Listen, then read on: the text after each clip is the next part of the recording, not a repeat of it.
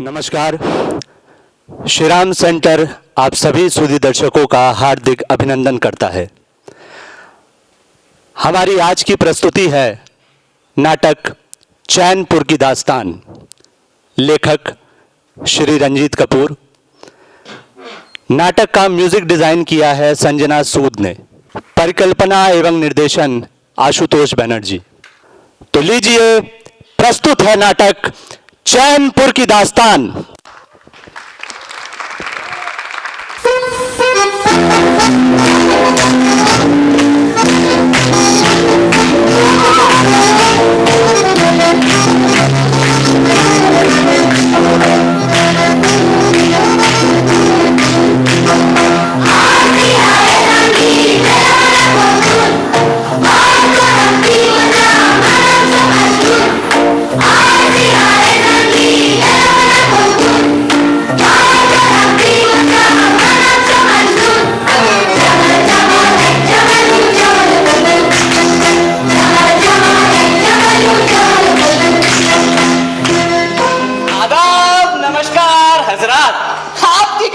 पेश है एक मजाहिया ड्रामा चैनपुर की दास्तान। जिस रियासत की कहानी हम आज सुनाने जा रहे हैं, वहां के बाशिंदों की नजर में उनकी रियासत चैनपुर अगर किसी ताज का नगीना नहीं तो किसी हैट का चमकदार मोती तो जरूरी थी। आगे चलने से पहले एक बात बता दूं, इस ड्रामे की सारी कहानी, सारे किरदार, सारे हादसा झूठे हैं और इन्हें सच्चा साबित करने वाले को तिहाड़ जेल में डाल दिया जाएगा। ये कहानी उस वक्त की है जब हिंदुस्तान में बेईमानी थी, रिश्वतखोरी थी और भ्रष्टाचार था। बहुत पहले की बात है कि एक बार अंग्रेजों की कैद से हिंदुस्तान आजाद हुआ। हिंदुस्तान जिंदाबाद, हिंदुस्तान जिंदाबाद, हिंदुस्तान जिंदाबाद, हिंदुस्तान जिंदाबाद। लाल किले पर तिरंगा फहराया गया। पूरा मुल्क सदियों से पांव में पड़ी गुलामी की जंजीरों को तोड़कर अब आज़ादी की सांस ले रहा था। हर तरफ उमंग थी, जोश था, लोग खुशी से पागल हुए जा रहे थे। लेकिन आज़ादी का जश्न मनाने के बाद मुल्क के नेताओं को महसूस हुआ कि आज़ादी हासिल कर लेना आसान था, मगर उसे बनाए रखना बहुत मुश्किल है। ये बात तो बिल्कुल ठीक बोली तुमने। ऐसा तो आज भी है। क्यों भाई? जिसमें कि मुल्क का दारोमदार अब इनके कंधों पर था। अगर कोई भी गलती हुई तो उसकी जिम्मेदारी पहले की तरह अब अंग्रेजी सरकार पर थोपना मुमकिन नहीं था, क्योंकि वो बेचारे तो अपना बोरिया बिस्तर समेटकर अपने घर जा चुके थे। लौह पुरुष सरदार वल्लभ भाई पटेल की कोशिशों से सारी रियासतें हिंदुस्तान में शामिल हो चुकी थी, लेकिन पुरानी बीमारियां, नौकरशाही, लेन देन, रिश्वत और जमाखोरी की हवा इतनी तेज बह रही थी कि पंडित जवाहरलाल नेहरू को मजबूर होकर गुस्से में कहना पड़ा, From the nearest alarm post, all the dishonest and corrupt businessmen will be hanged to death. और इस धमकी का नतीजा वही हुआ जो होना चाहिए था कि ये सारी बीमारियां हमेशा हमेशा के लिए मुल्क से खत्म हो गई। लेकिन उस वक्त हिंदुस्तान के किसी एक कोने में एक रियासत ऐसी थी जो इन सारी धमकियों से बेखबर अपनी छोटी सी आबादी में इन सारी बुराइयों को बड़े प्यार से गले लगाए हुई थी। इस रियासत का नाम था चैनपुर। इसके सरपरस्त अपने रियासत के ही नाम की तरह चैन की बंसी बजा रहे थे, बल्कि मैं तो कहूँगा बैंड भी बजा रहे थे साले। तो आइए इस बैंड पार्टी के मेंबरों से आपका पहले परिचय करा देते हैं। ये हैं चैनपुर पोस्ट ऑफिस के सीधे साधे पोस्टमास्टर श्री खोजी लाल जिज्ञासु।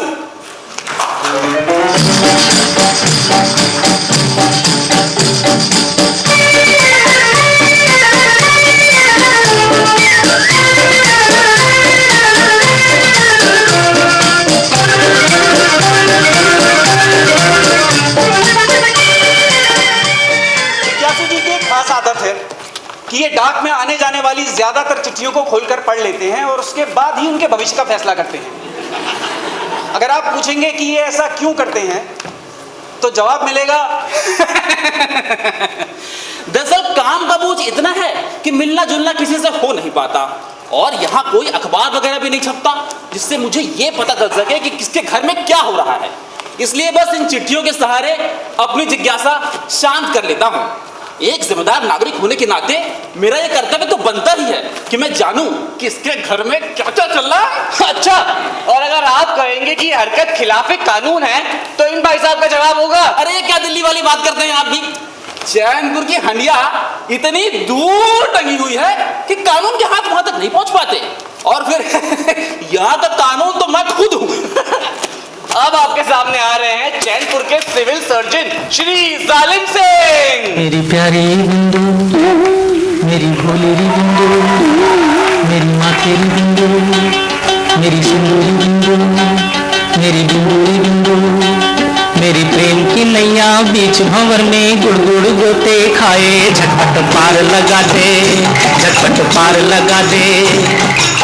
सरकारी अस्पताल में मरीजों का बहुत कम इलाज कर पाते हैं बेचारे। क्यों? क्योंकि वहां सबका मुफ्त इलाज करना पड़ता है, इसीलिए इनका ज्यादातर वक्त अपने बंगले पर गुजरता है, जहां ये मरीजों से मर्जी के मुताबिक फीस हासिल करते हैं। अब इनकी आमदनी का एक और सहारा भी है, चैनपुर का इकलौता मेडिकल स्टोर संजीवनी।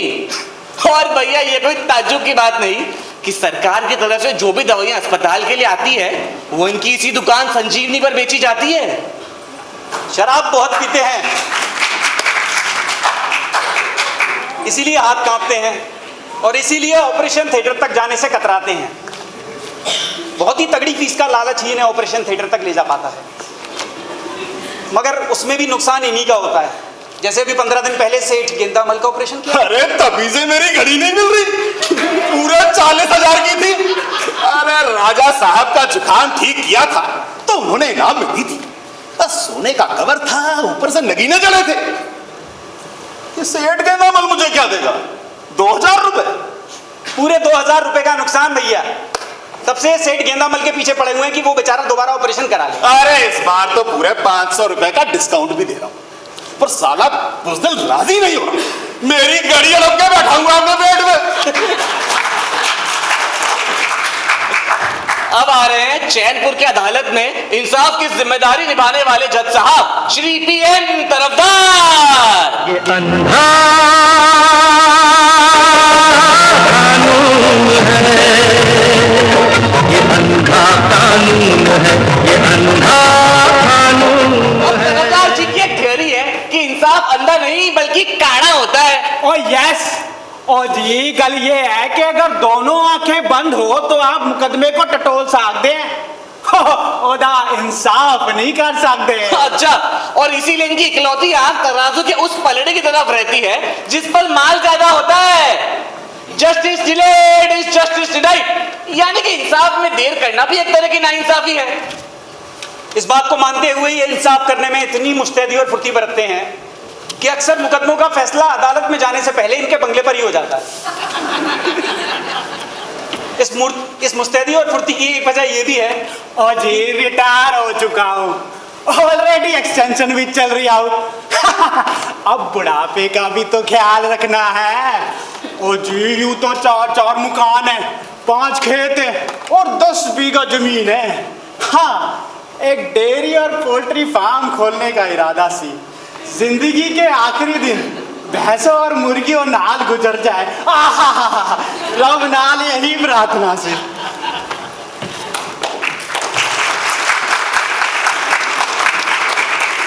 और ये है यहाँ की एक और महान आत्मा, यहाँ की कोतवाली के कोतवाल या दरोगा श्री मान सिंह बैरागी।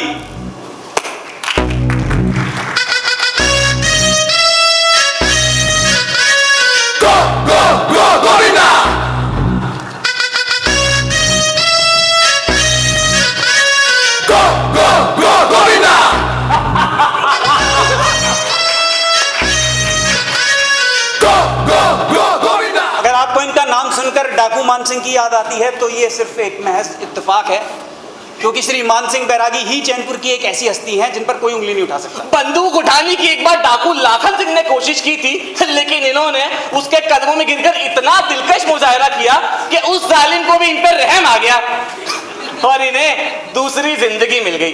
तभी से इनका झुकाव फलसफे की तरफ हो गया है। इस फानी दुनिया की हकीकतों को जानकर इनका दिल इतना बेजार और बेनियाज हो गया कि इन्होंने अपना तकल्लुस बैरागी रख लिया। अब चाहे कोई कुछ करे कुछ ना करे, ये पूरी तरह निर्लिप्त और डिटैच रहते हैं। अरे भाई, इस दुनिया में रहकर भी अपने आप को दुनिया से बेनियाज रखना, यही तो योग साधना की परम अवस्था है। इसीलिए चैनपुर में लॉ एंड ऑर्डर जैसी कोई चीज नहीं है, तो इसमें इनका कोई कसूर नहीं है। इनका कहना है कि ईश्वर ने शशार संसार को बनाया है, अगर दिन बनाया है जो है सो तो रात भी बनाई है, अगर अच्छाई बनाई है जो है सो तो बुराई भी बनाई है। रात के बिना दिन बेकार है, बुराई के बिना अच्छाई का कोई मूल्य नहीं। रात जितनी भी संगीन होगी सुबह उतनी ही रंगीन होगी, रंगीन होगी, रंगीन होगी। हे केशव, हे माधव, हे कृष्ण मुरारी, अपराध जितना ज्यादा बढ़ेगा उसका नतीजा जो है सो उतना ही अच्छा मिलेगा। और फिर जो जो जब जब होना है सो तब तब होता है, उसकी मर्जी के बिना तो पत्ता भी नहीं हिलता। फिर मेरी क्या हस्ती जो परमात्मा के काम में दखल दूं? हरि बोल, हरि बोल, हरि बोल।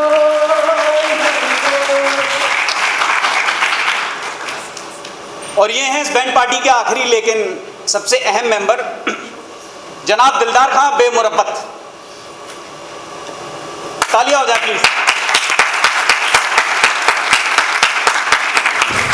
बढ़ाए जा, खुशी के गीत गाए जा, ये जिंदगी है कौम की, तो कौम पे जाए जा। कदम कदम बढ़ाए जा, खुशी के गीत गाए जा, ये जिंदगी है कौम की। ये है इस रियासत के दीवान, पूरी रियासत की जिम्मेदारी इन्हीं के कंधों पर है। हर आदमी इनके लिए जवाबदेह है, ये भी जवाबदेह हैं, लेकिन राजा साहब के बाद सिर्फ एक शख्स के लिए, और वो है इनकी बीवी तमन्ना बेगम। अच्छा, तो यहाँ चुपे बैठे हो तुम, अपने यार दोस्तों के साथ है? और वहाँ मेरी जान पर बनी हुई है। अरे शर्मलियाज नाम की कोई चीज है, घुलकर पी गए हो। कब से ढूंढती फिर रही हो तुम्हें, जमीन आसमान छाड़ डाला और तुम यहाँ गुलछर्रे उड़ा रहे हो। गुलछर्रे भी उड़ा रहे हैं भैया, झंडा फहरा रहे थे। झंडा फहरा रहे थे? ये तो नया झंडा है। अरे पुराना वाला काफी फट गया था। फट गया था? अच्छा, तो इस झंडे के फटने की इतनी फिक्र है, और मेरे दुपट्टे जो फटकर चिथड़ा चिथड़ा हो गए हैं उनके लिए तुम्हारे दिल में कोई दर्द नहीं है। इतने दिनों से चिल्ला रही हो नए दुपट्टे ला दो, नए दुपट्टे ला दो, लेकिन तुम्हारे काम पे जू नहीं रंगती, और इस फिजूल के झंडे पे इतने पैसे बर्बाद कर दिए। राजा साहब का हुक्म था बेगम, पिछला झंडा पहचान में नहीं आ रहा था किस रियासत का है। और तो और स्कूल में बच्चे गलत ड्राइंग बनाने लग गए थे। ड्राइंग गई भाड़ में, मेरे दुपट्टे का भी ख्याल करो, वरना मैं भी पहचान में नहीं आऊंगी किसकी बीवी हो, समझे? बेगम, अब खान साहब और तमन्ना बेगम के बीच प्यार, मोहब्बत, सुख और शांति के अलावा बाकी सब कुछ है, लेकिन क्या करें, दिल के हाथों मजबूर है। बुढ़ापे में जवानी का ऐसा शौक चल रहा है कि तमन्ना बेगम जैसी कम उम्र की औरत से शादी कर बैठे। दरअसल ये इनकी दूसरी शादी है। 12 उस घड़ी को कोसते हैं जब इन्होंने काजी साहब के सामने कह डाला, मुबारक हो, मुबारक हो, मुबारक हो, मुबारक हो, मुबारक हो, मुबारक हो तमन्ना बेगम। कबूल है, कबूल है, कबूल है। कितने खुश दिख रहे हैं। तब सोचा ना था कि तमन्ना बेगम इतनी खतरनाक साबित होगी। अब खतरनाक तो खैर दिलशाद की अम्मी यानी इनकी पहली बीवी भी थी, लेकिन सिर्फ और सिर्फ 3 बार। तलाक तलाक तलाक कहकर कहां साहब छुट्टी पा गए, लेकिन तमन्ना बेगम तो किसी और ही मिट्टी की बनी हुई निकली। जब भी खान साहब ने तलाक लफ्ज कहने के लिए मुंह खोला तो सुनाई दिया, नो मोर कूल।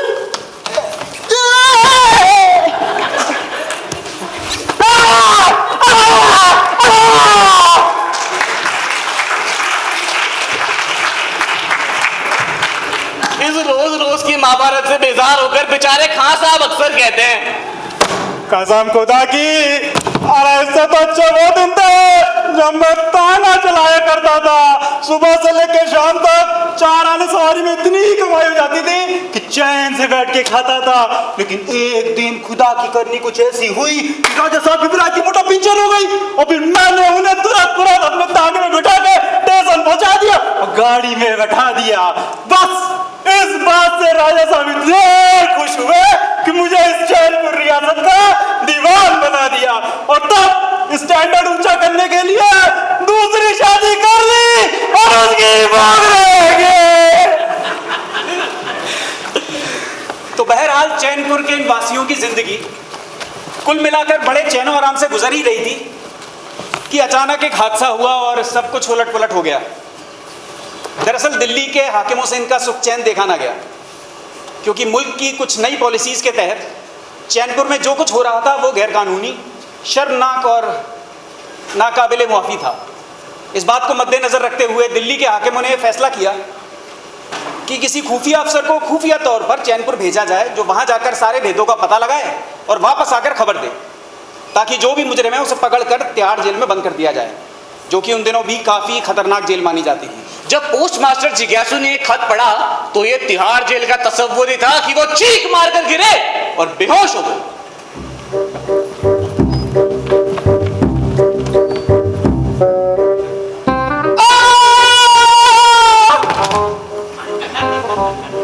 पता नहीं किसका मुंह देखकर उठे थे सुबह, खत था या कयामत।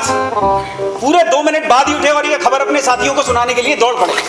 दीवानगी इतनी कि कपड़े पहनने का भी होश ना रहा। वो तो शुक्र है कच्चा बनियान पहने हुए थे, वरना लोग इन्हें आर्किमिडीज समझ बैठते।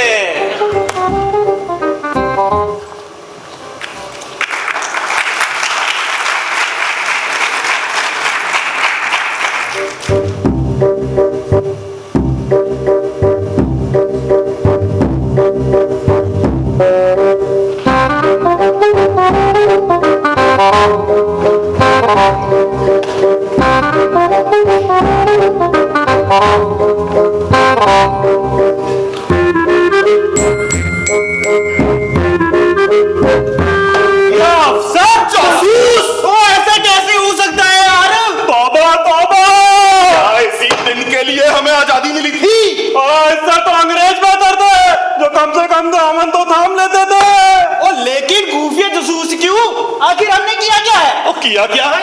उसी आदमी की बेवा ने शिकायत कर दी होगी जिसे तुमने गोली से उड़ा दिया था। वो जानबूझकर थोड़ी मारा था।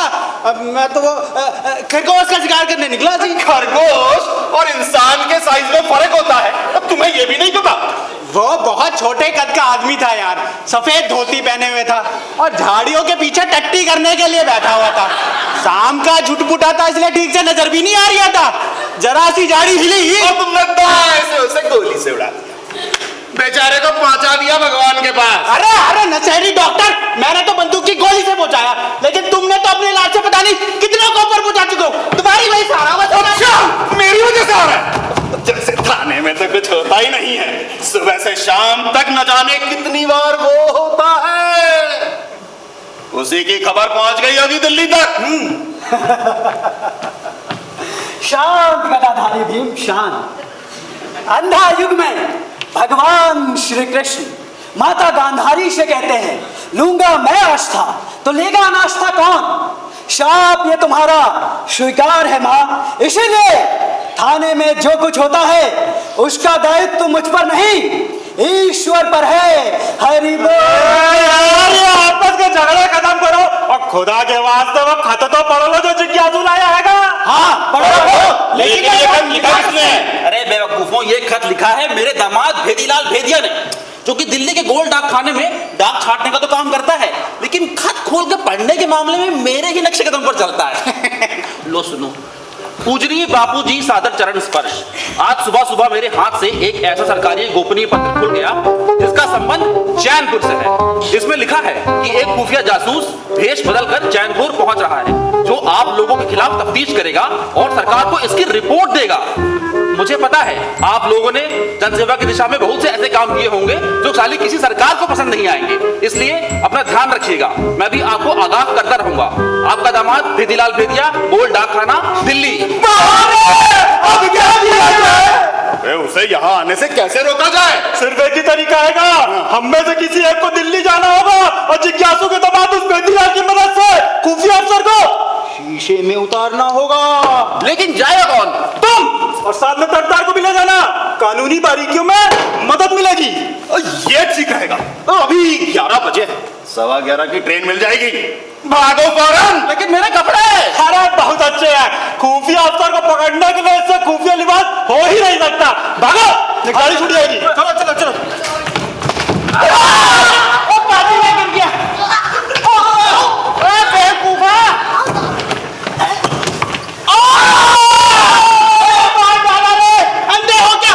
माफी हुजूर, माफी। अब बहुत घबराए हैं हुजूर। घबराए हुए हैं? क्यों? बहुत बुरी खबर है हुजूर। होटल रंगमहल में पिछले एक हफ्ते से एक अजनबी आकर ठहरा हुआ है, उसके साथ एक नौकर भी है। और इस अजनबी की हरकतें बहुत ही मशकूक है जनाब। हमको लगता है ये आदमी कोई सरकारी जासूस है और यहाँ पे कोई तहकीकात ब्यूरो से आया हुआ है। सरकारी जासूस यानी कि भाई आ चुका है। या खुदा! हे भगवान! हे राम!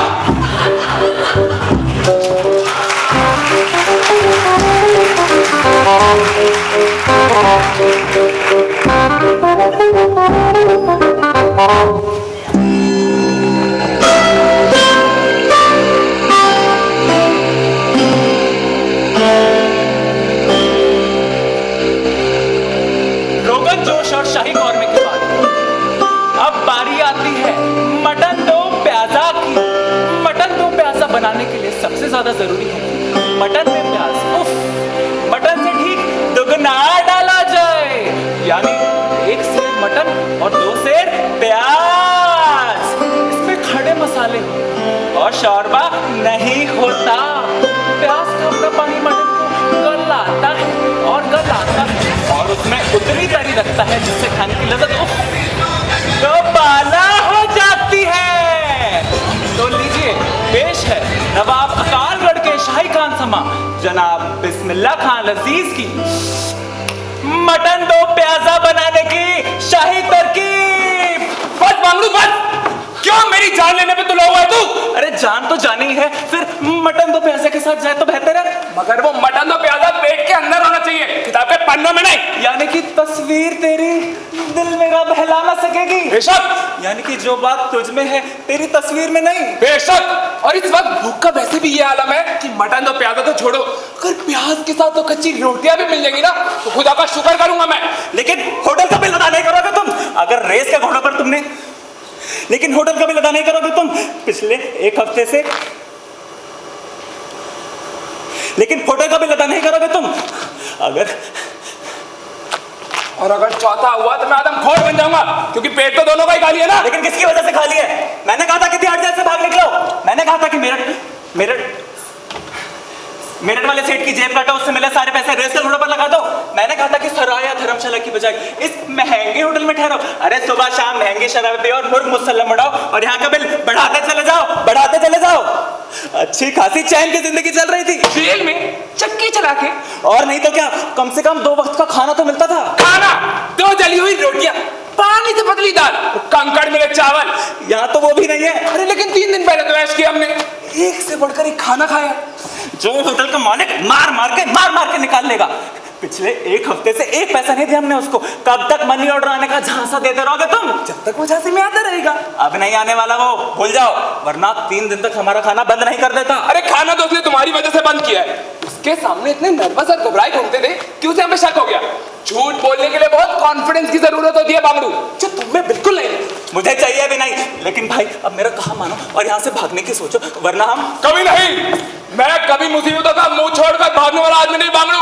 मेरा नाम महबूब है। मुसीबतों का मुंह दर मुंह सामना क्या करता हूँ। तो जाओ नीचे, होटल मालिक का सामना करो। मैं मुसीबत की बात कर रहा हूँ, मैनेजर की नहीं। ये क्या बादल गरजे? मैं यहाँ नहीं हूँ। मैं भी यहाँ नहीं हूँ। अंदर दरवाजा कौन खोलेगा? मैं नहीं खोलने वाला हूँ, खुद ही तोड़ लेगा वो। मुझे अंदर आने दो। कोई फायदा नहीं है, मुझे दरवाजा भी तोड़ देंगे। फिर कहाँ छुपोगी तुम तो जैसे दिख ही नहीं रहे हो। अगर तुम इनविजिबल मैन हो तो मैं स्पाइडरमैन हूँ, मकड़ी बनकर टंकी से चिपक जाऊंगा।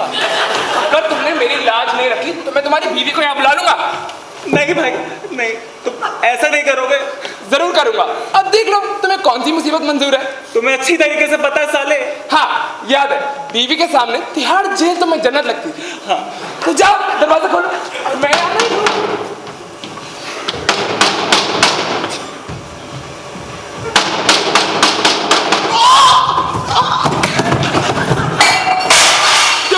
बेटर के बाप वहां पड़ा है।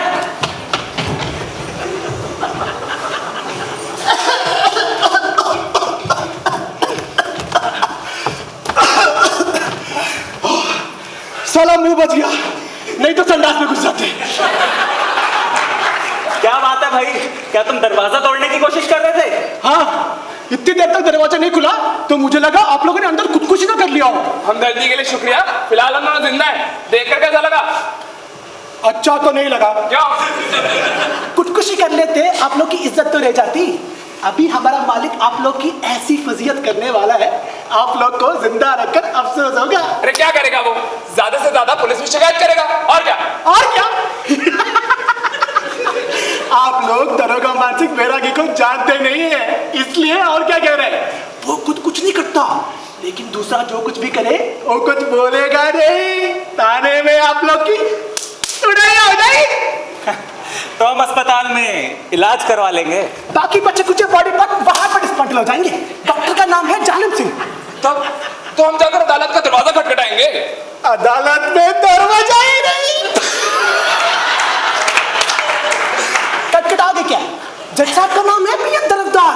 तब तो हमें फौरन तार देना पड़ेगा प्रधानमंत्री जी को। पूछिए, पोस्ट मास्टर का नाम है कोजीलाल जिज्ञासु। यानी यहाँ से भागकर ही जान बच सकती है हमारी। लेकिन भागोगे कैसे? नीचे लोहे का दरवाजा है जिसमें हमेशा 7 ताले लगे रहते हैं और चाबियां हमारे मालिक की गली में टंगी रहती है। और तुम्हारे मालिक का नाम है? अलाकू। बहुत ही खतरनाक नाम है। पिछली बार का मटन मसाला कैसा लगा? बहुत ही अच्छा था। कमरा नंबर 3 में टाल रहा था, बस 2 दिन का किराया नहीं दे पाए बेचारा। मटन मसाला बन गया। अच्छा हुआ पेट खाली है, वरना सारा खाना बाहर आ जाता। वैसे तुम दरवाजा तोड़ने की कोशिश क्यों कर रहे थे? हमें बचाने के लिए? ना, जो भी माल बत्ता बचा है उसको उठाने के लिए आया हूँ। उफ, क्या सबके सब जालिम हैं? किसी के भी सीने में दिल नहीं है? नहीं है, इसलिए तो कहता हूँ खुदकुशी कर ले तो आराम से जाते। शायद तुम ठीक कहते हो। ऐसा करो, कुछ देर के लिए हमें अकेला छोड़ दो, हम तुम्हारी सलाह पर थोड़ा मशवरा कर लें। जो भी करना जल्दी कर लो, हमारा मालिक पुलिस को लेकर आता ही होगा।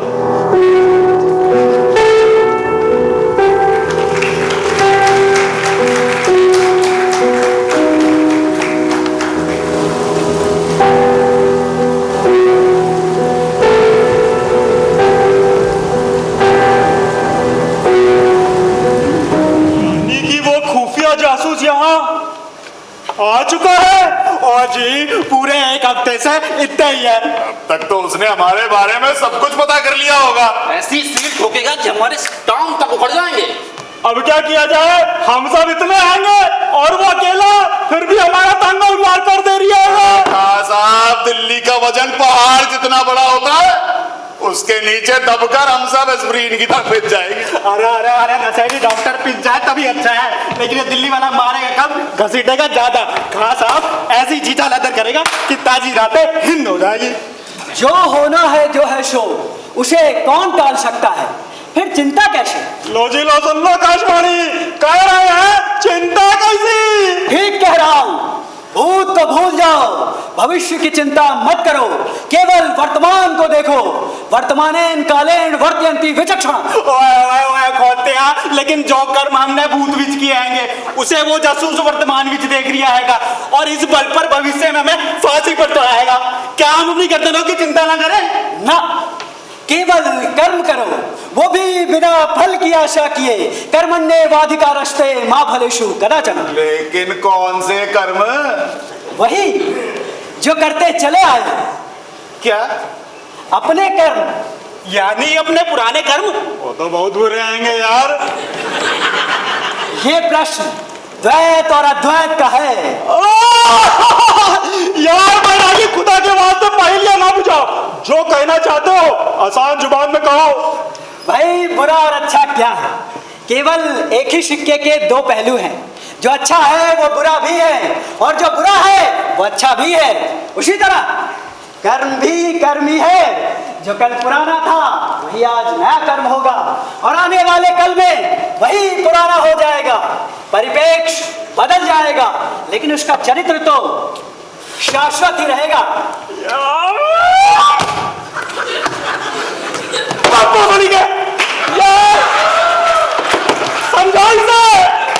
पढ़ा लिखा आदमी नहीं हूँ, मेरे से 4 आने सवारी के साथ बात करे। ओ यार थोड़ा नीचे उतरो बैरागी। ओ 80 पढ़ी लिखे सी, लेकिन निरीक्षण से भी बाहर है। सचमुच इसकी बातें तो डॉक्टर के पर्चे की तरह लग रही हैं, न पढ़ने में आ रही न समझ में आ रही हैं। कोई बात नहीं, सरल भाषा में समझाता हूँ। पुराने कर्मों को छुपाने के लिए जो है सो नए कर्म करो। ये नए कर्म हैं, वही पुराने वाले, लेकिन परिप्रेक्ष्य नया है। जब बंदूक नहीं थी तब भी हत्या तो थी, आज भी है, कल भी रहेगी। केवल साधन बदले हैं, साध नहीं। ठीक? हत्या शाश्वत है, उसी तरह रिश्वत भी शाश्वत है। संदर्भ, परिप्रेक्ष्य, आकार, प्रकार, रूप, स्वरूप और संख्या, परिणाम आदि बदलते रहेंगे, लेकिन लेन देन का मूल चरित्र कभी नहीं बदलेगा। दिल्ली से आया परदेशी जो है सो एक जासूस है, लेकिन जासूस वो बाद में है, पहले वो एक इंसान है, हमारी तुम्हारी तरह। उसमें और हमें बाहरी अंतर होंगे, बिल्कुल होंगे, लेकिन भीतर से आप कोई अंतर नहीं पाएंगे। हरि बोल। अब आइए की साली बात समझ में। कसम से लाख रुपए की बात कही है बैरागी ने। पता नहीं क्या मोर्स कोड में बके जा रहा था, अब खत का मजमून साफ है। लेकिन क्या वो शीशे में उतर आएगा जासूस? क्यों नहीं? संसार में कुछ भी असंभव नहीं है। जब लाखन सिंह जैसे व्यक्ति के पाषाण हृदय में मेरे प्रति करुणा का सागर फूट पड़ा, तो सब कुछ हो सकता है। बल्ले बल्ले बल्ले बोला तारा, थोड़ी देर किस बात की है फिर? होटल रंग महल की और कूच किया जाए और उसे किसी तरह अपना मेहमान बनाया जाए। हाँ बस मैं अभी आ जाऊँ। अरे कहाँ जा रहे खान साहब? देखो मेरे कपड़े, इसको बदलने की जरूरत मुझे है, तुम्हें नहीं। अरे यार कपड़ा बदलने नहीं जा रहा हूँ, जरा बेगम को इत्तला कर दो, घर ठीक ठाक कर ले। अभी आया। ऐसी नजर से देखा उस जालिम ने चौक पर, हमने कलेजा रख दिया चाकू की नोक पर।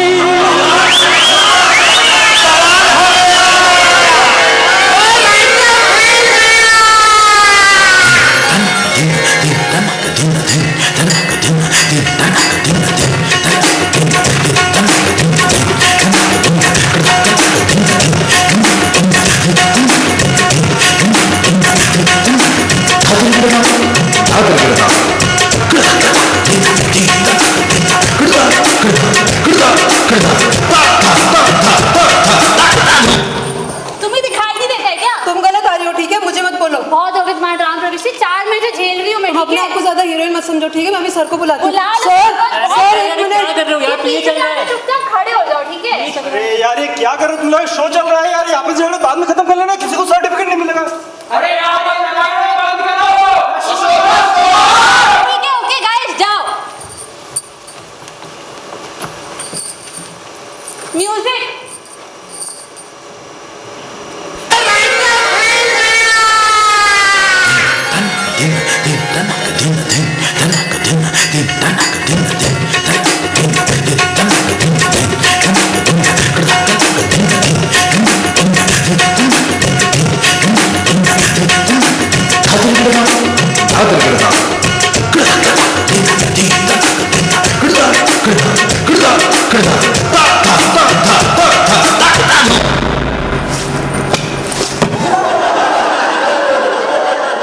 मेरा चैन वैन सब उजड़ा, जालिम नजर हटा ले। मेरा चैन वैन सब उजड़ा, जालिम नजर हटा ले। बर्बाद हो रहे हैं जी, बर्बाद हो रहे हैं जी तेरे अपने शहर वाले। मेरा चैन वैन सब उजड़ा, जालिम नजर हटा ले। बर्बाद हो रहे हैं जी तेरे अपने शहर वाले। मेरी अपनाई ना तू कि तू आता, मेरी अपनाई ना तू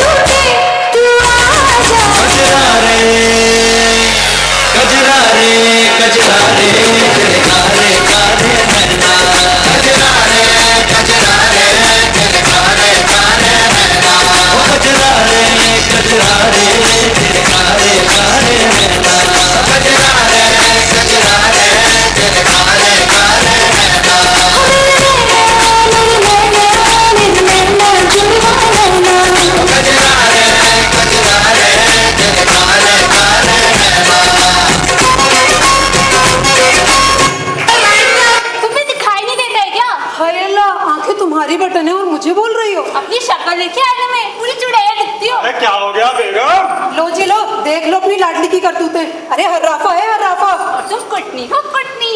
क्या कहा कुटनी? ये लेकर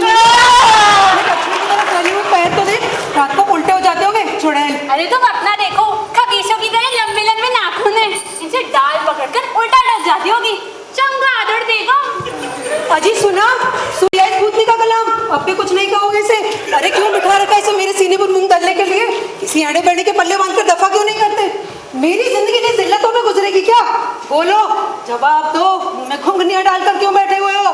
बेगम साहिबा, हुजूर घुंघनियां लगाकर नहीं बैठे हैं, हुजूर तो बेहोश पड़े हैं। बेहोश? अरे जा, ये आदमी बेहोश हो ही नहीं सकता। झूठ मूठ कर नाटक कर रहे हैं ताकि ना मुझे जवाब ना देना पड़े। अरे नहीं नहीं बेगम साहिबा, हुजूर सचमुच बेहोश पड़े हैं। इतने यकीन से कैसे कह सकती है तू? बता। जान की अमान पाऊं तो कहूं। दी जान की अमान, अब बता। मैंने हुजूर की जेब में से 10 का नोट निकाला, पर ये तो हिले ही नहीं। ओह, मतलब सचमुच बेहोश है? ला, ये नोट इधर दे। लेकिन ये बेहोश हुए कैसे? आपकी सैंडल इनके सर पे आ लगी थी। हाय अल्लाह, अरे मैं मर जाऊं। मेरी नहीं सैंडल तोड़ डाली इन्होंने। मेरी जरा सी भी खुशी बर्दाश्त नहीं होती इनसे। अब क्या करूं अल्लाह रब्बी, कहाँ जाऊं, किससे फरियाद करूं? खां साहब, अरे ओ खां साहब। कौन है? तमन्ना बेगम। अरे कौन है? जी मैं हूँ तमन्ना बेगम, तरफदार। तो जरा उस तरफ ही रहिएगा, मैं जरा पर्दा कर लूं। अजी इसकी कोई जरूरत नहीं है, हम अंदर नहीं आएंगे।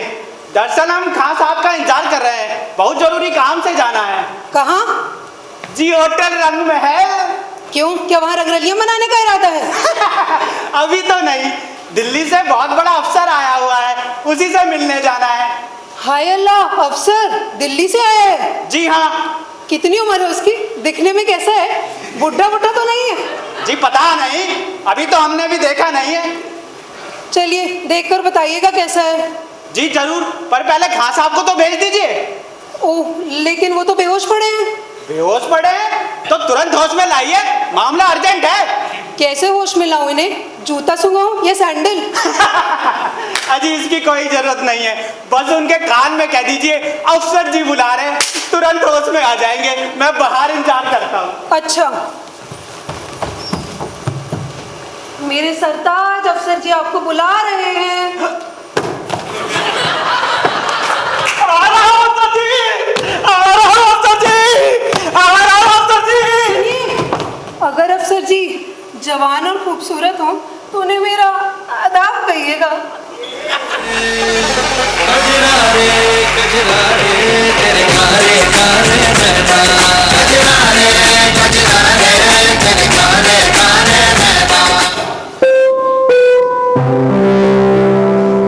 अच्छा तो मेरे प्यारे दोस्त बांगड़ू, अलविदा। अब तो जाते हैं माइकने से मी, फिर मिलेंगे अगर खुदा लाया।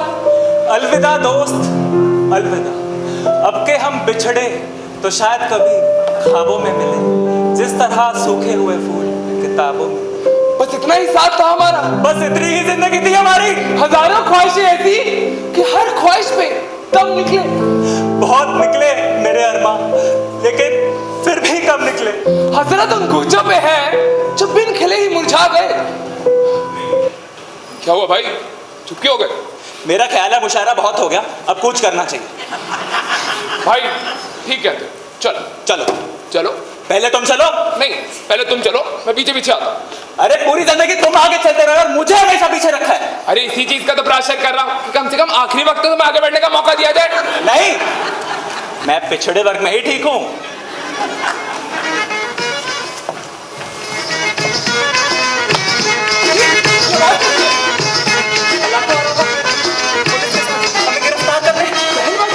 हाँ, हो सकता है यहाँ का यही रिवाज हो। पीटर ने जो कुछ बताया था उस हिसाब से सब कुछ हो सकता है। किसी की शादी की बारात भी तो हो सकती है। अरे यूं तो कई अर्थियों के साथ बैंड बाजे बजते रहे हैं, हो सकता है हलाकों ने हमारे लिए एडवांस में इंतजाम कर लिया हो। पर अगर किसी की शादी की बारात हुई तो देखो, अभी हलाकू भी नीचे नहीं होगा।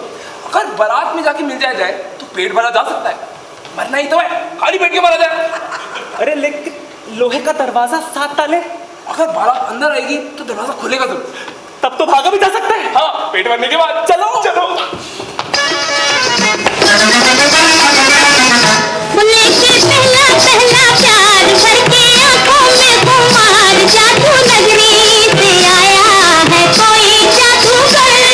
के पहला पहला प्यार भर के आंखों में खुमार जादू नगरी से आया है कोई जादू। आली जनाब, दरबारा दिल्ली के खुफिया अफसर साहब और सरवंत साहब, चैनपुर रियासत में आपका खुशामदीद।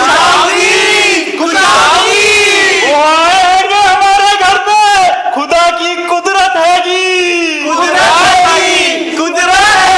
कभी हम उनको और कभी अपने घर को देखते हैंगे। दिल्ली तो एक शहर है, आलम में इंतकाम। इंकलाब जिंदाबाद, इंकलाब जिंदाबाद। अरे नसारी डॉक्टर, इंकलाब नहीं, इंतखाब। गुस्ताखी माफ, गुस्ताखी माफ। आलम में इंतकाम।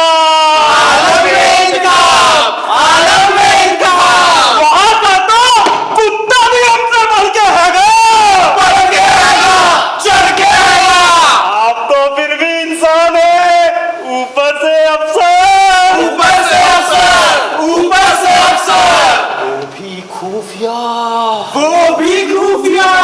वो भी खुफिया। आप तो हमारे पालनहार रहेंगे। अखियों के नूर रहेंगे। दिल में सुरूर रहेंगे। तो हुजूर फिर इतने दूर दूर क्यों रहेंगे? दूर दूर क्यों रहेंगे? घर चलिए, आप हमारे मेहमान हैंगे।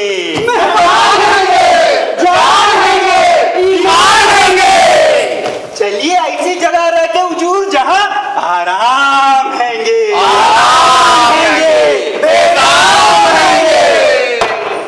चलिए हुजूर, अपने दोस्त से पादात से मेरे घर को पाक साफ कर दीजिए। अफसर साहब,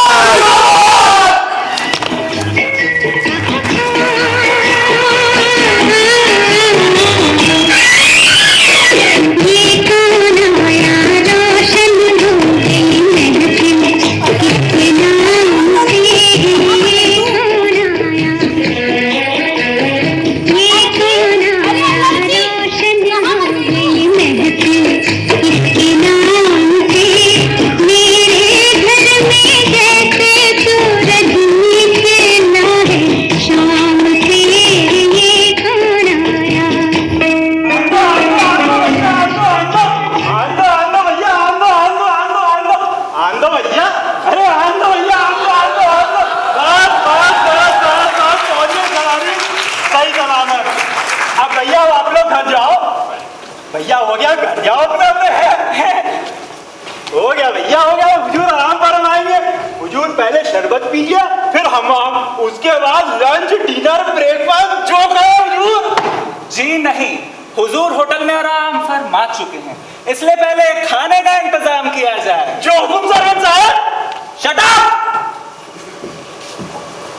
सर्वेंट नहीं, सेक्रेटरी साहब।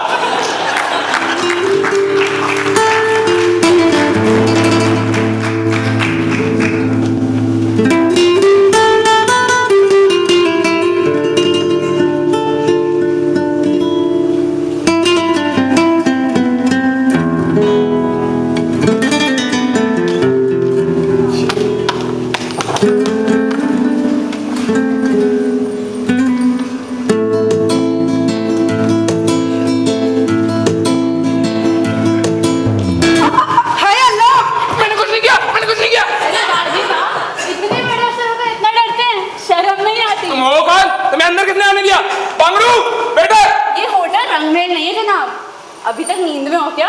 कैसे अफसर हो आप? अफसर? कौन सा अफसर? कैसा अफसर? अच्छा जी, तो ये बात है, हमेशा खुफियागिरी करेंगे आप? नहीं, ऐसी बात नहीं है, मैं माफी मांगना चाहूंगा, पर अब मेरे को ये तो बताइए मैं आया कैसे? कुछ नहीं, बस आप खा रहे थे, फिर आप खाते ही चले गए और खाते ही चले गए, फिर वहीं खाली प्लेटों में सर रख कर गहरी नींद सो गए। वो खाना इतना लजीज था और 3 दिन बाद नसीब हुआ था। हाय अल्लाह, क्या दिल्ली में 3 दिन बाद खाने खाने का रिवाज है? नहीं नहीं, ऐसी बात नहीं है। आपको बेहोश देखकर सबके होश ही उड़ गए, सबको लगा कि खाने में कोई ऐसी वैसी चीज तो नहीं मिल गई। अब्बू तुम्हारे घबराहट के आधे घंटे के लिए बेहोश हो गए। अब्बू मतलब? इस रियासत के दीवान जनाब, दिलदार खां बेमुरव्वत। बेमुरव्वत? ये उनका तखल्लुस है। शायरी आती नहीं लेकिन तखल्लुस के बहुत शौकीन हैं। वो हमारे अब्बू हैं और हम उनकी बेटी हैं दिलशाद जहां। वाह क्या बात है। मगर ये क्या, दो पंखों से हवा कर रही थी आप मुझे? जी नहीं, ये दूसरा पंखा तो हमें जलाने के लिए वो ले आई थी। बी जमा लो, आपकी नींद की फिक्र ना होती ना तो एक टुकड़ा हवा ना झलने देती उनको। वो कौन? अरे वो बी जमा लो, तमन्ना बेगम, हमारी सौतेली माँ। हमसे जलन तो ऐसे करती है कि बस क्या ही करें। जब वो यार चीख क्यों रही थी? अजीबा, सुभान अल्लाह, कुर्बान जाए इस मासूमियत पे। उनका हाथ काट खाया आपने और आप पूछ रहे वो चीख क्यों रही थी? हाथ काट खाया मैंने? और नहीं तो क्या, बिल्कुल हमारी गुलफाम की तरह। गुलफाम कौन? हमारा कुत्ता। बोटी ऐसी तो खाता है वो। लगता है मैं कोई ख्वाब देख रहा हूँ। जरूर खाने का ही देख रहे होगे। हो सकता है, मगर आपकी अम्मी तो बहुत बुरा मान गई होंगी। अरे मानने दीजिए, उनकी परवाह मत कीजिए आप। अच्छा किया जो काट लिया, अब कुछ दिन तक खाद में जाना तो बंद हो जाएगा उनका। अच्छा छोड़िए, बड़ी सुहानी शाम है, थोड़ी देर सैर के लिए चलिए ना। जी जरूर, मगर मेरा सेक्रेटरी कहाँ है? बांगड़ू। घबराइए मत, वो देखिए। बहारों फूल बरसाओ, मेरा महबूब आया है, मेरा महबूब आया है। बहारों फूल बरसाओ, मेरा महबूब आया है, मेरा महबूब आया है। हवाओं रागनी गाओ, मेरा महबूब आया है, मेरा महबूब आया है।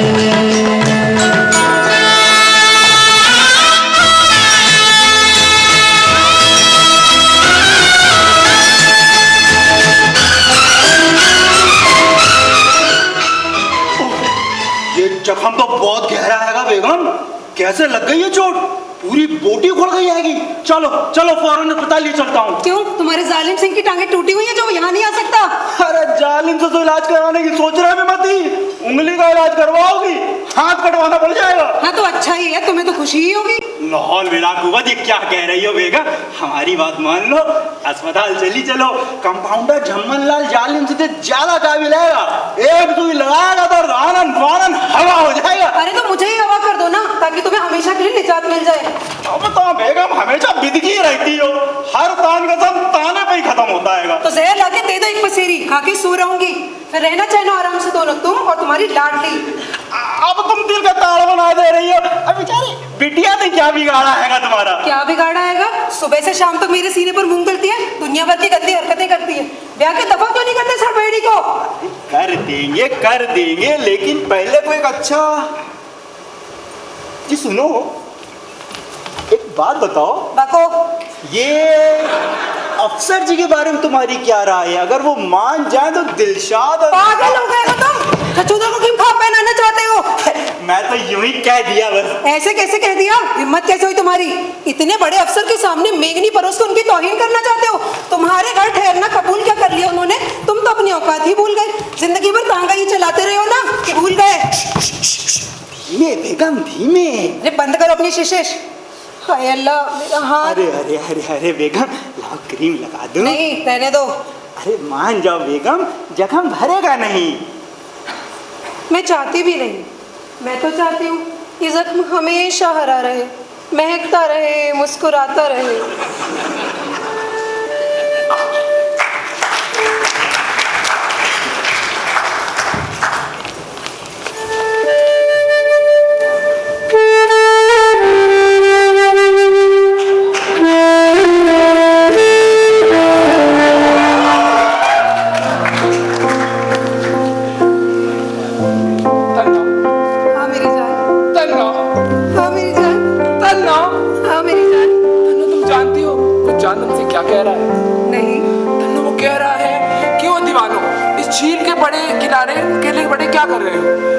चांदनी की उंगलियां थामकर ऊपर चले आओ मेरे पास।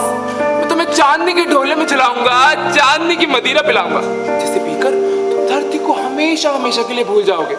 सिर्फ चांद पर ही रहना चाहोगे, क्योंकि दो प्रेमियों के लिए सिर्फ एक वही तो मुकाम है जहाँ सिर्फ प्यार है। प्यार प्यार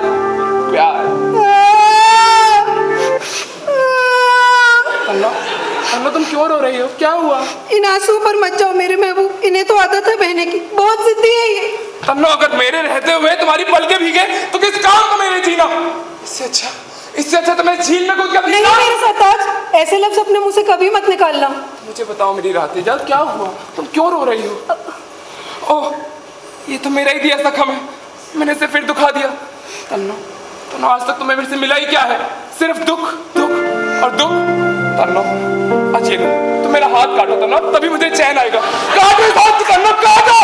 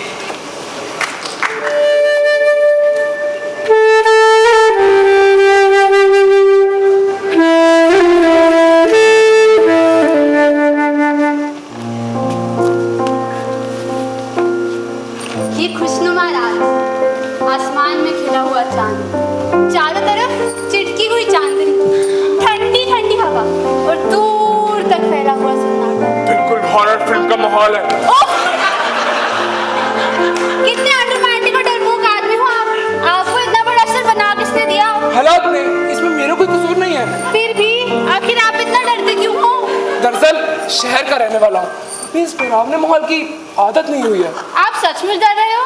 ये इसमें आपकी कोई खुफियागिरी है? नहीं, मैं सचमुच डर रहा हूँ। लेकिन क्यों? इसलिए कि हम दोनों यहाँ अकेले हैं? हाँ। कि हम दोनों कुछ करना बैठे? नहीं। तो दिक्कत क्या है? दिक्कत? पता नहीं क्यों मुझे ऐसा महसूस हो रहा है कि हम दोनों अकेले होते भी अकेले नहीं है। मतलब मेरा इंट्यूशन ये कह रहा है कि यहाँ पे कोई तीसरा है, हमें वॉच कर रहा है। तीसरा कौन? कोई भूत प्रेत? पता नहीं, और मेरे ख्याल से ना अब हमें चलना चाहिए। अरे नहीं, अभी नहीं, बस थोड़ी देर और यहाँ रुकेंगे।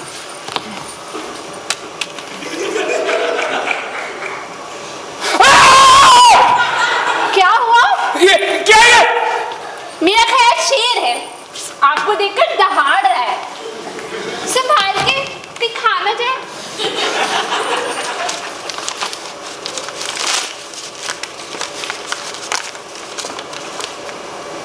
हाय अल्लाह, इस पे तो मेरा नाम लिखा है। आपका नाम लिखा है? मतलब? इसका मतलब मेरा इंट्यूशन सही था, यहाँ पे कोई तीसरा है। चलो भाग। अरे पहले देख तो लीजिए है क्या? अरे खाता खा मेरे नाम का पढ़ो। अफसर जी, आपसे बहुत उम्मीदें हैं, कल रात 12 बजे यही मिलिएगा। किसी पर भरोसा ना करे। भेड़िया पीड़ित भेड़ समाज। भेड़िया पीड़ित भेड़ समाज? ये क्या चक्कर है? और ये कागज इस जंगल में कैसे आया? एक मिनट, इस जंगल का नाम क्या है? वन। क्यों? पेड़ चल रहे हैं। मैं भागो!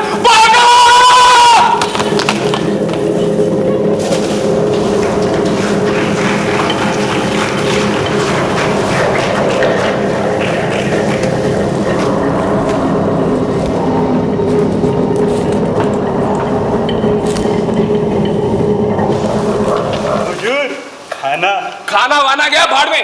पहले तो मैं ये जानना चाहता हूँ, ये भेड़िया पीड़ित भेड़ समाज क्या है? भेड़िया पीड़ित समाज? हाँ, भेड़िया पीड़ित भेड़ समाज क्या ये भला? हुजूर, समाज तो ढेर सारे आएंगे, आर्य समाज, कल्याणी समाज, व्यापार समाज, लेकिन भेड़िया पीड़ित भेड़ समाज ये तो पहली बार सुनने आएंगे। क्यों जी? हाँ जी, और वो भी भेड़िया पीड़ित भेड़ समाज। नाम से तो कोई ड्रामे की संस्था मालूम होती है। अरे नहीं बेवकूफो, ड्रामे की संस्था होती तो मुझको निमंत्रण नहीं भेजती, और अगर कहीं और भी भेजती तो भी मुझे तो पता लग ही जाता। चिट्ठियां तो मैं सारी खोल के पढ़ता हूँ। हाँ, ये तो है। तो फिर क्या है ये भेड़िया पीड़ित भेड़ समाज? कुछ तो बताइए। अब क्या बताएं हुजूर, आपने तो हमें हैरानी में डाल दिया है। हुजूर, अगर कोई आप पहेली वहेली बूझ रहे हैं तो कुछ अता पता बताइए। पता है ये चिट्ठी, और पता है जंगल का जंगल चिट्ठी। हुजूर, अब तो आप सच में ही कुछ मजाक कर रहे हैं। चलो सॉरी। और चुप हो जा नशेड़ी, देख नहीं रिया सरकार कितने सीरियस है। सर पढ़िए चिट्ठी को। ये चिट्ठी मुझे जंगल में मिली थी। कैसे मिली हुजूर आपको ये, रजिस्ट्री से या ऑर्डिनरी डिलीवरी से? अरे पहले पढ़ तो लीजिए, फिर सवाल पूछेगा। और पढ़ ले भाई, पढ़ ले। हट, ला मैं पढ़ता हूँ। अफसर जी, आपसे बहुत उम्मीदें हैं। कल आधी रात को इसी जंगल में मिलिए, बिल्कुल अकेले, किसी पर भरोसा मत कीजिए। भेड़िया पीड़ित भेड़ समाज। चल तरफ ये एक मिनट देखूं तो अरे हुजूर ये तो बेरंग है, कहीं आपको जुर्माना तो नहीं भरना पड़ गया? जुर्माना तो आप लोग भरेंगे यार, जेल में जाकर। हम आपके नजायज बच्चे हैं हुजूर। ओए नजायज नहीं, नलायक बच्चे, नलायक। अरे हुजूर, आप तो इतना बता दीजिए कि प्रॉब्लम क्या है, बाकी हम डायग्नोस कर लेंगे। खत को तार समझ लेंगे हुजूर, लेकिन पहले आप ये तो बताइए जंगल में हुआ क्या? ठीक है बताता हूँ। जी मैं जंगल में था, मेरे साथ दिलशाद भी थी। हम दोनों झील के किनारे बैठे हुए थे। हम दोनों के अलावा वहाँ कोई नहीं था। फिर भी वहाँ कोई था। एक चिट्ठी फेंकी, फिर पेट चलने लगे। क्या दादा हो गया? तो आप लोगों को क्या लगता है मैं झूठ बोल रहा हूँ? लेकिन हुजूर, पेड़ों का चलना ऐसा कैसे हो सकता है हुजूर? काहे नाही हो सकत है, अवश्य हो सकत है। अंधा युग के पृष्ठ 124 पर भगवान श्री भारती कहते हैं, जिस क्षण प्रभु ने प्रस्थान किया, द्वापर युग बीत गया उस क्षण, प्रभुहीन धरा पर आस्था कलयुग ने रखा प्रथम चरण, वह और भयंकर लगने लगा, भयंकर वन। यहाँ कवि का इशारा हमारे जंगल बर्नब वन की ओर ही तो है। तो क्या आपने पेड़ चलते हुए देखे? फलते हुए देखे, फूलते हुए देखे, जलते हुए देखे। अरे हमने तो कटते और लदते ही देखे हैं। तुम चलते हुए का बताओ, देखे हैं कि नहीं देखे हैं? पूरा ब्रह्मांड चल रहा है, धरती चल रही है, तो क्या पेड़ नहीं चलेंगे? लेकिन किस डायरेक्शन में यार, वर्टिकल या हॉरिजॉन्टल? आपने हॉरिजॉन्टल देखे थे क्या सर? जी हाँ, और उनमें से एक पेड़ चीका भी था। क्या? हाँ, चीका भी था, ऐसे अच्छी। आई सी। What? कुछ पेड़ पौधे बहुत नाजुक होते हैं, अब थोड़ी सी भी ठंडन पड़े तो उन्हें जुकाम हो जाता है। आपने किस तरह का पेड़ देखा था हुजूर? बहुत ही बदतमीज किस्म का। उसने छींकने के बाद एक्सक्यूज मी भी नहीं कहा, कटवा दो साले को, वो पानी मिलेगा। लेकिन अगर आप लोगों ने भेड़िया पीड़ित भेड़ समाज का भेद मुझे नहीं बताया, तो आप लोग भी आने मिलेंगे, तिहाड़ जेल में मिलेंगे, समझे? अब आपकी जायज बच्चे आएंगे हुजूर। एक मिनट, एक मिनट। क्या? हमको कुछ याद आ रहा है। याद आ रहा है? 28 रेगरपुरा। एक बार मिल तो ले, भापा भाषा, यानी कि भेड़िया पीड़ित भेड़ समाज। ये तो सारा शहर की हर दीवार पर लिखा हुआ है। अच्छा, क्यों?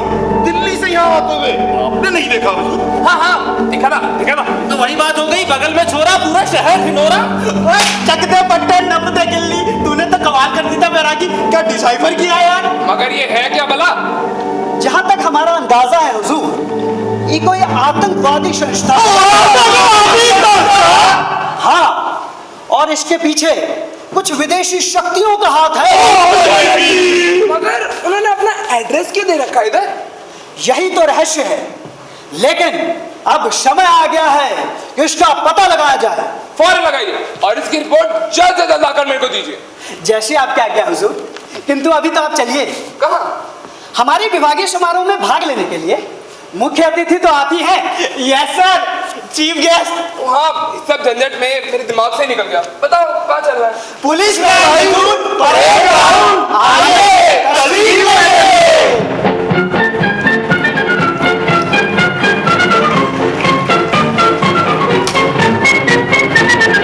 आओ बच्चों तुम्हें दिखाएं झांकी हिंदुस्तान की, इस मिट्टी से तिलक करो ये धरती है बलिदान की।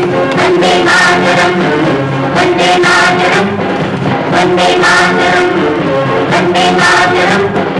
आओ बच्चों तुम्हें दिखाएं झांकी हिंदुस्तान की, इस मिट्टी से तिलक करो। जय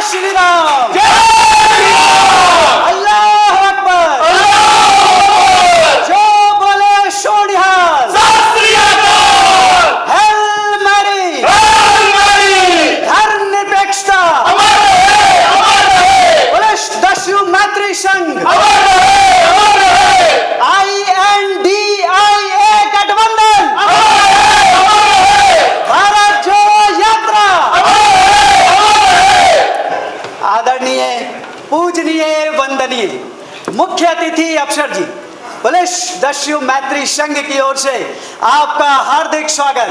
तालियां। आपको ये बताते हुए हमको हार्दिक प्रसन्नता हो रही है कि आज पुलिस और डाकुओं की मित्रता ने अपने 25 वर्ष पूरे कर लिए, यानी कि सिल्वर जुबली। इस मित्रता के चलते हमारे राज्य चैनपुर का चतुर्दिक विकास हुआ है, प्रगति हुई है, और इन सब उपलब्धियों का सबसे बड़ा श्रेय उस महान व्यक्ति को जाता है जिसने इस मैत्री के वृक्ष को रोपा है, सींचा है और इतना बड़ा किया है कि हम सब इसकी छाया में विश्राम कर रहे हैं। और वो महान व्यक्ति हैं दस्यु सरगना डाकू लाखन सिंह। तालियां। अब मैं श्रद्धेय अफसर जी से अनुरोध करूंगा कि वो आए और दस्यु सरगना डाकू लाखन सिंह को दस्यु श्री की उपाधि से विभूषित करें।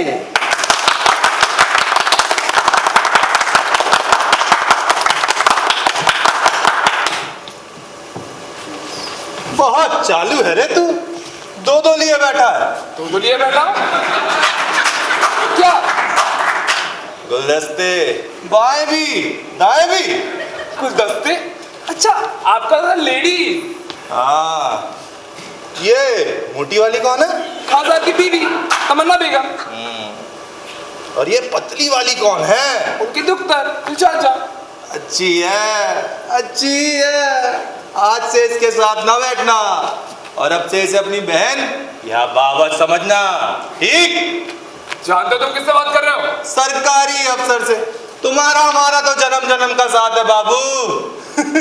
जाओ अपनी जगह पे बैठो। अरे चल।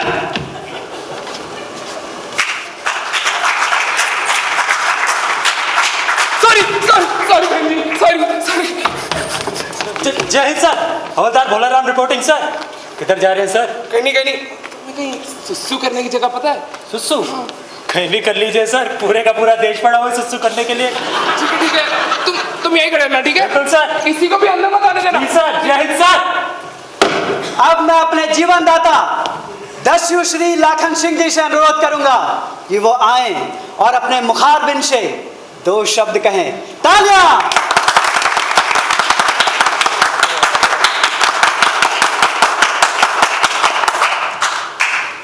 भाइयों और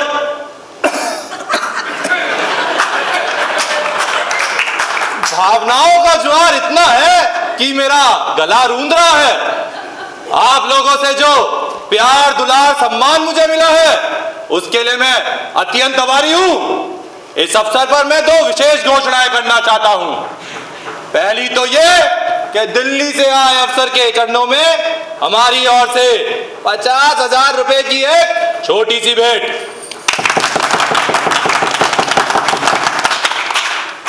और दूसरी ये कि अगले हफ्ते अपने जन्मदिन पर मैं इस दस्यु जीवन से संन्यास ले रहा हूं। मैं ठीक कह रहा हूं साथियों। इस सत्कार्य की प्रेरणा मुझे आप सभी लोगों से ही तो मिली है। जो काम बिना बंदूक किया जा सकता है उसके लिए बंदूक उठाना बेकार है। इसलिए आज से मैं पॉलिटिक्स ज्वाइन करना चाहता हूं।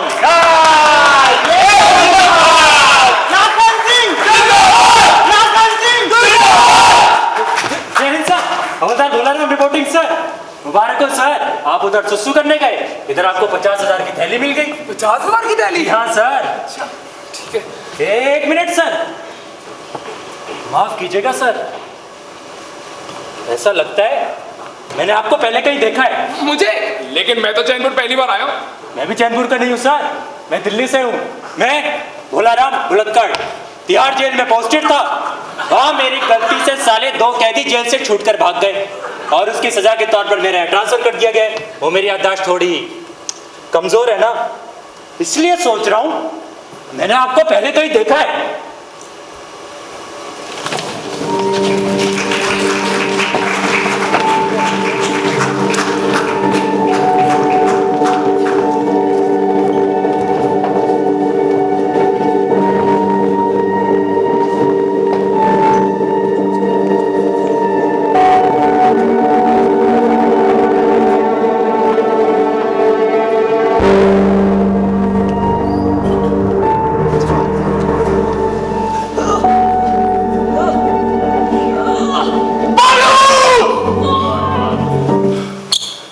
शुक्र है ख्वाब था।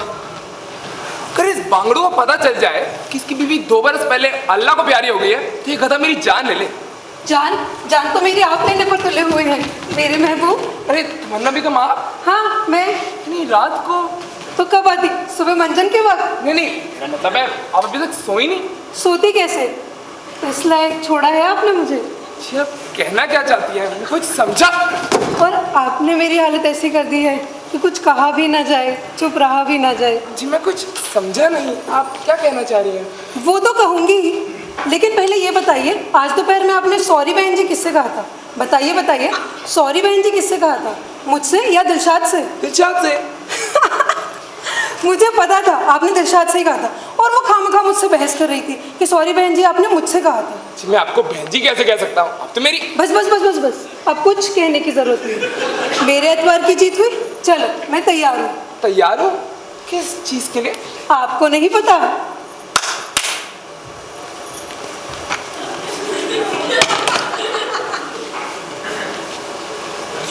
ये देखिए मैंने तो सामान भी पैक कर लिया है, अब जहाँ चाहे ले चलो मुझे। क्या दिमाग मेरा खराब हो गया क्या? तमन्ना बेगम क्या पागल हो गया? हाँ हो गई हूँ, पागल हो गई हूँ, बावली हो गई हूँ, दीवानी हो गई हूँ। झील के किनारे जो मोहब्बत जताई थी तुमने उसी का असर है। झील के किनारे मोहब्बत जताई थी? किसने? तुमने। और किसने? चांद पर ले जाने के वादे किए थे, मेरे आंसू पहुंचे थे और अपना हाथ भी कटवाया था। लगता है आप कोई ख्वाब खूब देख रही है। आपके साथ तो कभी मैं झील पे गया ही नहीं। तो अब चले चलो। अरे क्यों चलो? आप तो मेरे माँ समान है। क्या? हाँ झूठ, बिल्कुल झूठ। तुमने अभी अभी कबूल किया था कि सॉरी बहन जी तुमने दिलशाद से कहा था। हाँ कहा था, लेकिन लाखन सिंह के डर से कहा था। अगर आपको कहना था तो कहता सॉरी आंटी, सॉरी अम्मी जान। नहीं। क्या हो गया बेगम? क्या हो गया? इन्हें पागलपन के दौरे पड़ते रहते हैं, अभी होश में आ जाएंगी। बेगम उठो। बेगम मुझे छोड़ दो। चांद के डोले में झूलूंगी, चांदनी की प्याले में चांदनी की मदिरा पीऊंगी, और अगर तुम नहीं पीने दोगे तो मेरा दूसरा हाथ भी कट गया। डायन छोड़ दे।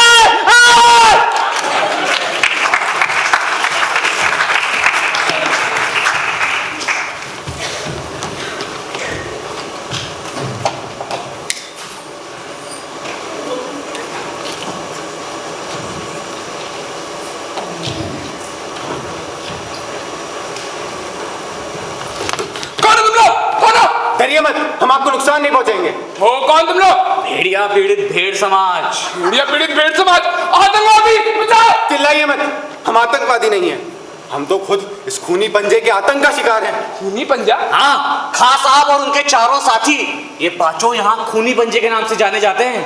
इनके कारण हम और हमारे जैसे लाखों गरीबों का जीवन बर्बाद हो गया है मालिक। पूरे राज्य में भूख और गरीबी है, रिश्वतखोरी और जमाखोरी है, भ्रष्टाचार और अत्याचार है, बहू बेटियों की इज्जत लूट ली जाती है, लोगों को घर से बेघर कर दिया जाता है। और इन्हीं भीड़ों के अत्याचार से बचने के लिए हमने ये संस्था बनाई है।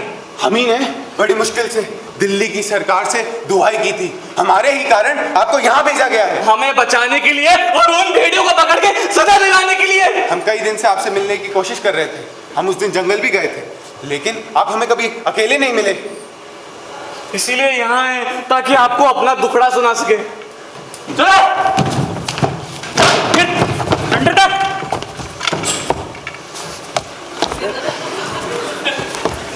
घबराइए मत सर, अब डरने की कोई बात नहीं है। आतंकवादियों को ठिकाने लगा लिया गया है। विरागी साहब ने हुक्म दिया है कि इन्हें एनकाउंटर के खाते में डाल दिया जाए। सुबह से ही रेड अलर्ट घोषित करके बैठे हैं वो। बस फिर क्या, हम लोग गश्त पर निकले ही थे, पीछे से इन्हें घुसते हुए देखा और मार दिया छापा। चल ओके सर, अब डरने की कोई बात नहीं है। चारों तरफ चार गार्ड लगा दिया, आराम से खटिया बिछाइए, सोइए। जय हिंद, गुड नाइट। अरे ये बात पुलिस को लगी है? सॉरी सर, माफ कीजिएगा, ऐसा लगता है मैंने आपको पहले कहीं देखा है। अच्छा देखा हो, चलो खां साहब जी जी आपसे गुजारिश है। गुजारिश? अरे हुजूर आप हुक्म फरमाए। जी मैं आपसे दिलशाद का हाथ मांगना चाहता हूँ। दिलशाद का हाथ? जी हाँ, अगर आपको एतराज ना हो तो मुझसे निकाह करना चाहूँगा। अरे हुजूर एतराज? अरे मेरी तो किस्मत खुल गई। मैं तो कहता हूँ हुजूर खूब निकाह करिए, जी भरकर निकाह करिए। जी एक बार दिलशाद से भी पूछ लीजिए। हाँ पूछ लेते हैं। दिलशाद, अरे बेटे दिलशाद। जी अब्बू। और बेटी तुम्हें अफसर जी से निकाह कबूल हैगी? तो अब इस काम में देरी नहीं होनी चाहिए, ये निकाह कल ही होगा।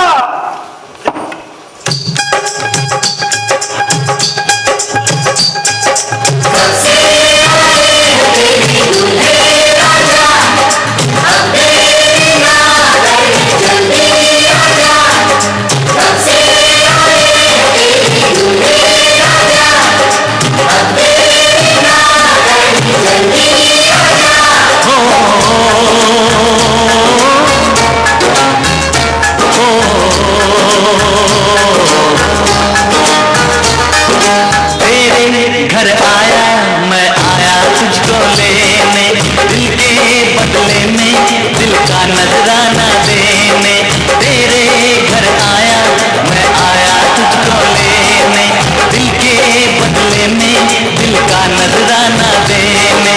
मेरी हर धड़कन क्या बोले है सुन सुन सुन सुन। साजन जी है आए, साजन जी है आए, दुल्हन की शर्माए, साजन जी है आए।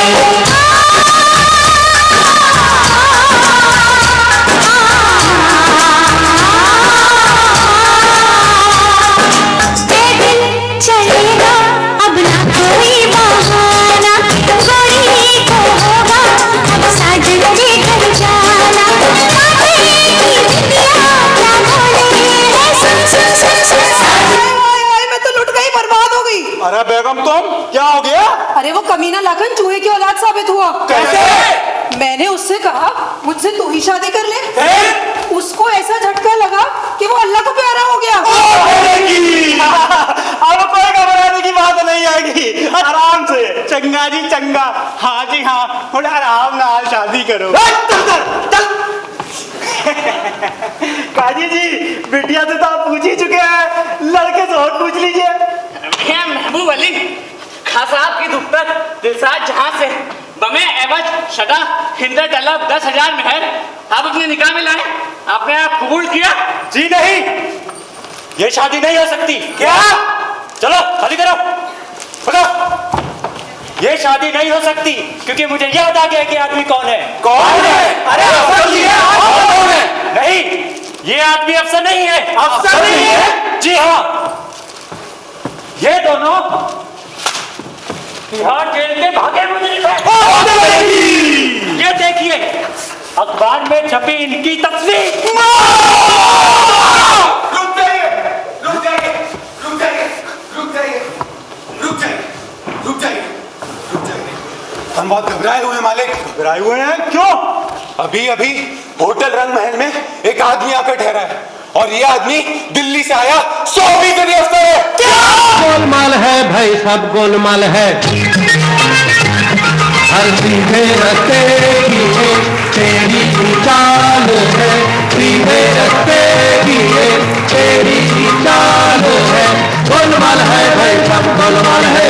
गोलमाल गोलमाल गोलमाल है, सब गोलमाल है।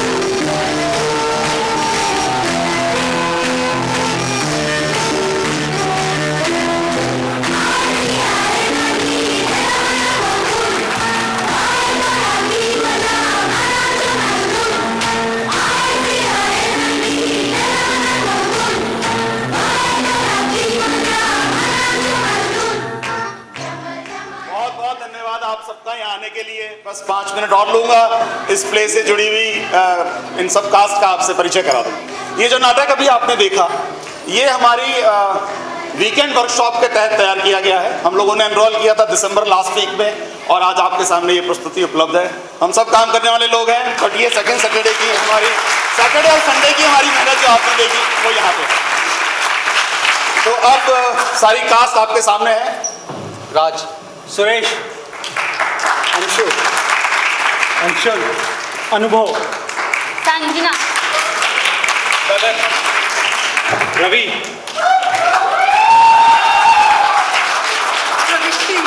सावर,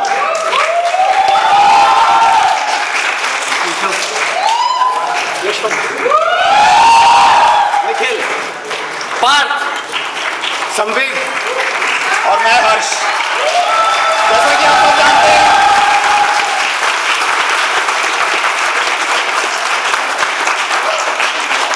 बैक स्टेज जो होता है वो एक नाटक की रीड होती है।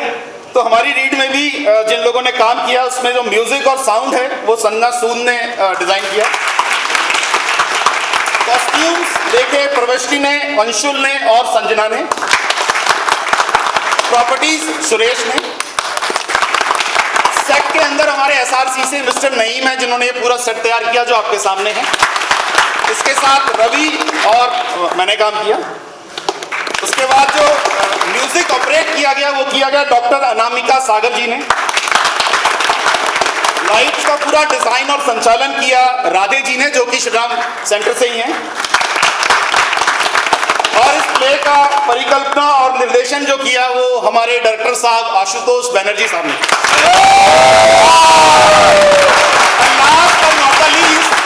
जो आपने रोड पे पोस्टर देखा और जो सबके व्हाट्सएप के ग्रुप के ऊपर है, वो पोस्टर बनाया रवि ने। हमारे डायरेक्टर आशुतोष जी, अब big hand to him. Doctor Anamika ji. कोई भी प्रस्तुति अपने आप में संपूर्ण नहीं होती, और स्पेशली कला एक ऐसी चीज़ है जो हमेशा संभावनाएं तलाश करती रहती है। आप लोग आए, बहुत अच्छा लगा। आप ही की वजह से रंगमंच है, अन्यथा कुछ भी नहीं है। बहुत बहुत धन्यवाद। शुभ रात्रि।